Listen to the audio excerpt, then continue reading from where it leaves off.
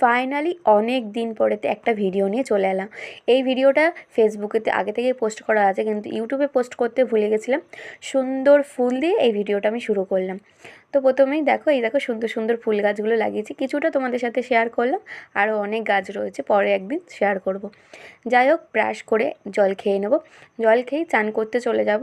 চান করে এসেই ঠাকুরকে সেবা দিয়ে তারপরে রান্নাবান্না শুরু করব। যে সেদিনকার রবিবার ছিল, তাই চিকেন কষা করেছিলাম, আর দাদুর জন্য নিরামিষ তরকারি করেছিলাম আর ডাল করেছিলাম। তারপরে খেয়ে দিয়ে ঘুমিয়ে তারপরে একটু তরমুজ কেটে নিলাম। তরমুজটা সবাই মিলে খেয়ে তারপরে সন্ধ্যেবেলা বসে বসে ভাবছিলাম কী খাবো, তাই বরকে বললাম একটু আমার জন্য গরম সিঙ্গাড়া নিয়ে আসো।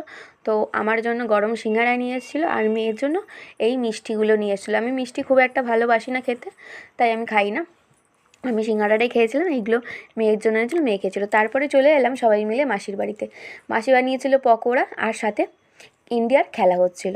পকোড়ার প্লেটটা নিয়ে বসে ইন্ডিয়ার খেলা দেখছিলাম, বেশ ভালো লাগছিলো, সন্ধ্যেটা ভালোভাবেই কাটলো। আর এই সবাই মিলে খেলা দেখতে দেখতে সেই ছোটোবেলার কথা মনে পড়লো।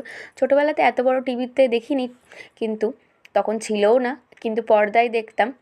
সবাই মিলে খুব সুন্দরভাবে মজা হতো। কারো হাতে হাতা, খুন্তি আর একটা থালা নিয়ে কাসর নিয়ে বাজাতাম আর খেলা দেখতাম। যাই হোক, এইভাবে সন্ধ্যেটা কাটলো, রবিবারটা সুন্দরভাবে কাটলো।